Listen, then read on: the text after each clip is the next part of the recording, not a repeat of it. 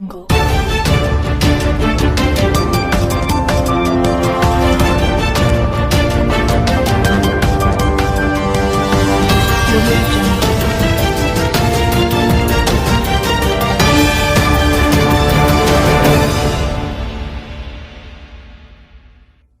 अस्सलामुअलैकुम नाज़रीन, आप देख रहे हैं लीडर है सियासत उर्दू न्यूज़ चैनल। मैं हूं सैयद खालिद असलम।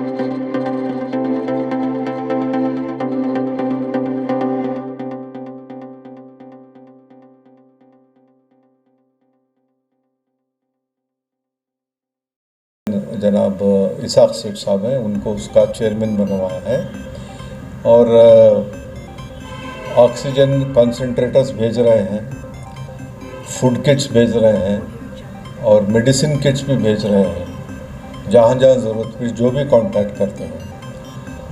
और जगह जगह पे फूड पैकेट्स डिस्ट्रीब्यूशन हो रहा है, बेंगलुरु सेंट्रल में, बेंगलुरु नॉर्थ में, बेंगलुरु साउथ में, और साथ साथ में पेट्रोल के लिए जो प्रोटेस्ट किया गया था वो भी हुआ है। और सारे कर्नाटक के पूरे डिस्ट्रिक्ट्स में 9 तारीख के दिन फूड डिस्ट्रीब्यूशन का काम चला और आइंदा भी चलेगा।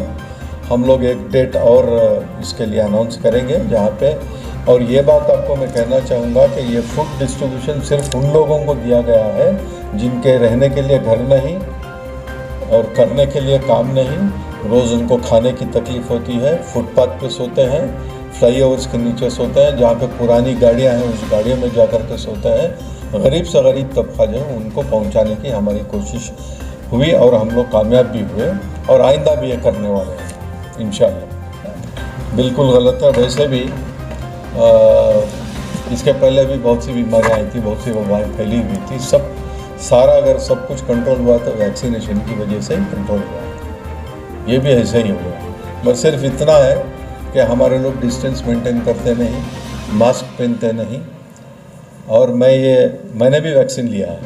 मैं ये हमारे लोगों से कहना चाहूँगा कि अफवाहों पे मत जाएं, वैक्सीनेशन लें और खुश रहें। और कोरोना आ गया बोल के डरने की बिल्कुल ज़रूरत नहीं है। जो आदमी डर गया वो मर गया, डरना नहीं इसमें। थोड़ी सी अगर सांस लेने में तकलीफ़ होती है तो उसके लिए एक्सरसाइजेस हैं, दवाइयाँ हैं, घर में रहकर इलाज हो सकता है। मुझे भी हुआ था कोरोना पॉजिटिव। बेलगाम से जब इलेक्शन करके वापस हम आए तो मैं साथ में कोरोना लेके घर पहुंचा। जिस दिन घर पहुंचा उस दिन से 18 दिन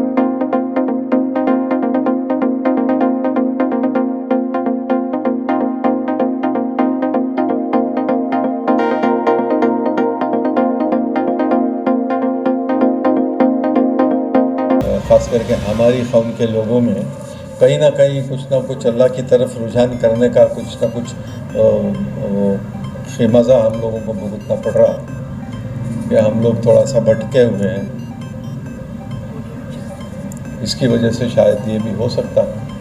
और ज़िंदगी में कभी जब से मैं पैदा होके बड़ा हुआ, नमाज़ें पढ़ना शुरू करी, इबादतें हुई, तब से लेके आज तक ये पहला मौका है जो हम देख रहे हैं कि मस्जिदें बंद हैं। ये तकलीफ़ तो सबको हो रही है, जो रेंट पर है उनको भी हो रही है। इसलिए काम करने के लिए काम धंधा नहीं है, दुकान नहीं खोल सकता, कहीं नौकरी को नहीं जा सकता। बहुत से लोग जो IT-BT कंपनी में काम कर रहे हैं वो वर्क फ्रॉम होम हो रहा है, उनके लिए ठीक है। और जो रोज़ का जा कर के कमाई करता है ऐसे लोग कहाँ जाएंगे? उनको तकलीफ़ आई, थोड़े दिन के लिए संभाल लेना चाहिए। एक हमारे यहाँ साबिर अली साहब भी बैठे हैं, उनकी 2-4 प्रॉपर्टीज़ बेंगलुरु में है, रेंट को दिया हुआ है, अभी तक रेंट नहीं दिया। रेंट आकर तकरीबन 6-7 महीने 1 साल के करीब हो गया। अब क्या उनको भगा देंगे? संभाल ये है सर, ये जो प्राइवेट स्कूल से ही जी तो लगभग पूरी फीस बनोगे को बोल रहे हैं, नहीं उससे बन सकती सरकार से क्या? बिल्कुल सही बात है। सरकार से ये भी डिमांड किया गया है कि स्कूल में खाने के लिए फीस जी फीस के बारे में डिस्कशन शायद चल रहा है और हम भी एजुकेशन मिनिस्टर से मिलने की कोशिश करेंगे। मेरा बैकग्राउंड भी स्कूलों से है, हम भी जानते हैं। तो ये कोशिश रहेगी कि जो बच्चे स्कूल्स में पढ़ रहे हैं उनकी फ़ीस के लिए या तो माफ़ी हो जाए या तो फीस कम कर दें। ऐसा साल की फीस कंप्लीट नहीं बन पाएगी।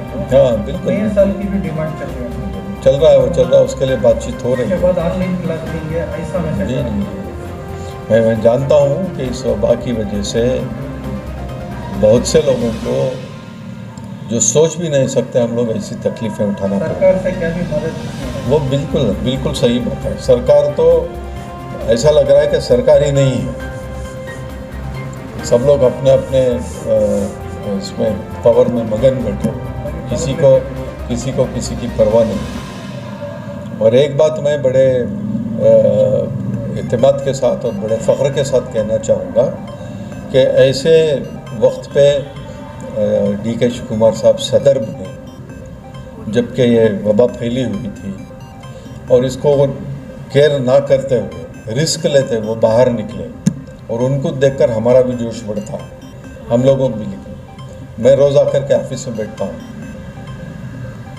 हमको भी फैमिली है, घर हैं, बच्चे हैं, फिर भी हम आते हैं। या कोई ना कोई मदद के लिए आता है, कोई ना कोई कुछ काम के लिए आता है और यहाँ बैठ कर के हम लोग प्लानिंग भी करते हैं कि आइंदा आगे किस तरह से हम लोगों को आगे बढ़ चढ़ के काम करना है। यह हमारी सोच है।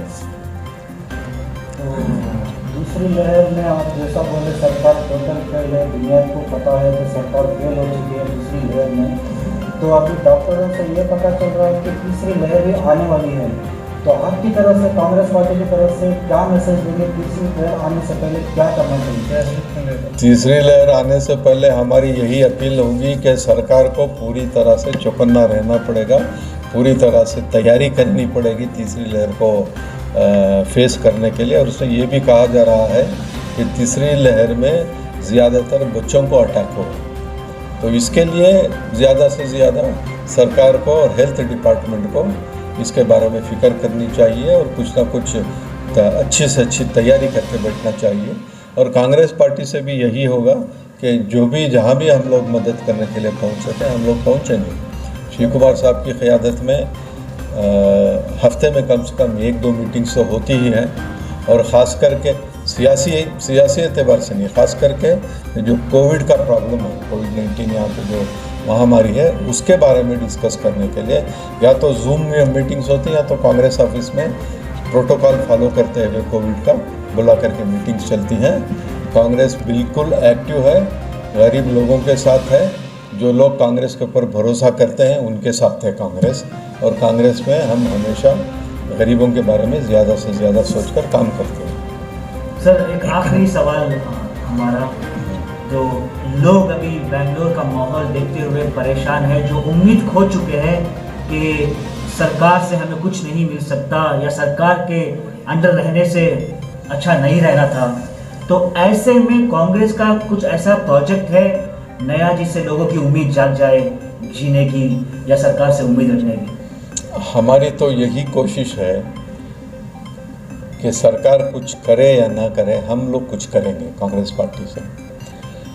मगर चूँकि पावर हमारे पास नहीं है, चीफ मिनिस्टर उनके, मंत्री उनके, ऑफिसर्स उनके, सब लोग वही करेंगे। और हमारा इंतज़ार इस बात का है कि जब चुनाव होंगे तो चुनाव में इन लोगों को पूरी तरह से हराएंगे। जनता भी बेजार हो चुके हैं इनसे। हराने के बाद में, हमारी सरकार बनने के बाद में, पता नहीं उस वक्त तक ये वबा रहेगी नहीं रहेगी। हमारी तो दुआ यही कि जल्द से जल्द पूरी दुनिया से ख़त्म हो जाए, छुटकारा मिल जाए तो अच्छी बात होगी।